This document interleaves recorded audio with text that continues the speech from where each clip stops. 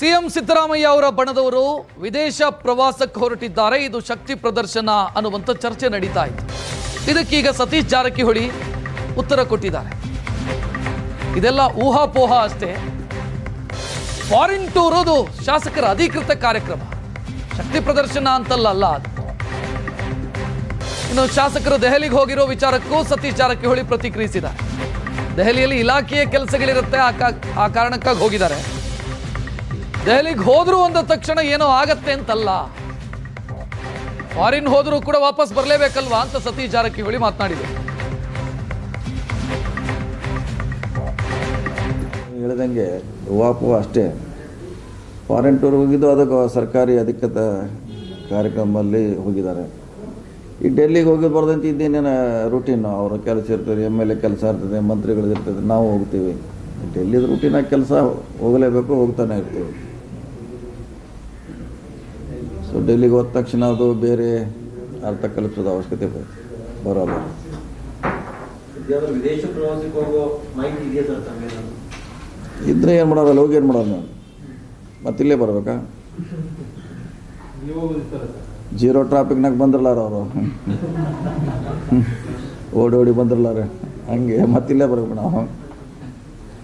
ಎಲ್ಲಾದ್ರೂ ಹೋಗಿ ಪ್ರವಾಸಕ್ಕೆ ಹೋಗಿ ಬರ್ಬೋದು ಅಷ್ಟೇ, ಹೊರತಾಗಿ ಅಲ್ಲೇನು ಮಾಡ್ಲಿಕ್ಕೆ ಆಗೋಲ್ಲ.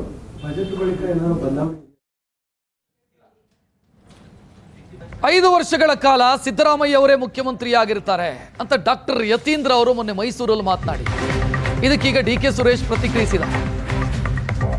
ಯತೀಂದ್ರ ಹೇಳಿದ್ರು ಅಂತಂದ್ರೆ ಅದು ವೇದವಾಕ್ಯ ಅಂತ ವ್ಯಂಗ್ಯವಾಡಿದ್ದಾರೆ. ಮೊನ್ನೆ DK ಶಿವಕುಮಾರ್ ಅವರು ಯತೀಂದ್ರ ಅವರೇ ಹೈಕಮಾಂಡು ಅಂತ ವ್ಯಂಗ್ಯವಾಡಿದ್ರು. ಇವತ್ತು DK ಸುರೇಶ್ ಅವರ ಸರದಿ, ಯತೀಂದ್ರ ಹೇಳಿದ್ರೆ ಅದೇ ವೇದವಾಕ್ಯ ಅಂತ. ಇಕ್ಬಾಲ್ ಹುಸೇನ್ ಹೇಳಿದ್ದು ಸರಿ ಇದೆ ಅಂತ ಇದೇ ಸಂದರ್ಭದಲ್ಲಿ ಸುರೇಶ್ ಹೇಳಿದ್ದಾರೆ. ಫಾರಿನ್ ಟೂರ್ನ ಬಗ್ಗೆಯೂ ಕೂಡ ಅವರು ಮಾತನಾಡಿದ್ದಾರೆ. ಉಪಮುಖ್ಯಮಂತ್ರಿಗಳು ಹೇಳಿದಾರಲ್ಲ, ಅಧ್ಯಕ್ಷರು ಹೇಳಿದಾರಲ್ಲ, 5 ವರ್ಷ ನಮ್ಮಪ್ಪನೇ ಸಿಎಂ ಅಂತ ಹೇಳಿದಾರಲ್ಲ, ಸ್ಪಷ್ಟವಾಗಿ ಸಿಗ್ನಲ್ ಬಂದಿದೆ ಅಂತಾನೂ ಕೂಡ ಹೇಳಿದ್ದಾರೆ. ನನಗೆ ಗೊತ್ತಿಲ್ಲ, ಅವರಷ್ಟು ತಿಳುವಳಿಕೆ ದೊಡ್ಡವರು ನಾವಲ್ಲ, ಗೊತ್ತಾಯ್ತಲ್ಲ. ಅವ್ರೇನು ಹೇಳ್ತಾರೆ ಅದೇ ವೇದವಾಕ್ಯ. ಗೊತ್ತಿಲ್ಲ, ನೀವು ಯಾರನ್ನ ಬೇಕಾದ್ರೆ ಅನ್ಕೊಳ್ಳಿ, ನೀವು ಯಾಕೆ ಬೇರೆ ಕಡೆ ಡೈವರ್ಟ್ ಆಯ್ತೀರಿ? ಕೇಳಿದ್ದನ್ನ ಕರೆಕ್ಟಾಗಿರಲಿ. ನೀವು ಕೇಳಿದ್ದಕ್ಕೆ ಉತ್ತರ ಹೇಳಿದ್ದೀನಿ ಅಷ್ಟೇ. ಇಕ್ಬಾಲ್ ಅವ್ರು ಹೇಳಿರೋದು ತಪ್ಪೇನಿಲ್ಲ, ಎಲ್ರಿಗೂ ಒಂದೇ ಪಾಲಿಸಿ ಇರಬೇಕು.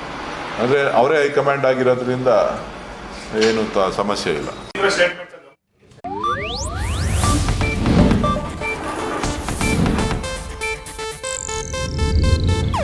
ಇದು ಏಷ್ಯಾನೆಟ್ ನ್ಯೂಸ್ ನೆಟ್ವರ್ಕ್ ಪ್ರಸ್ತುತಿ.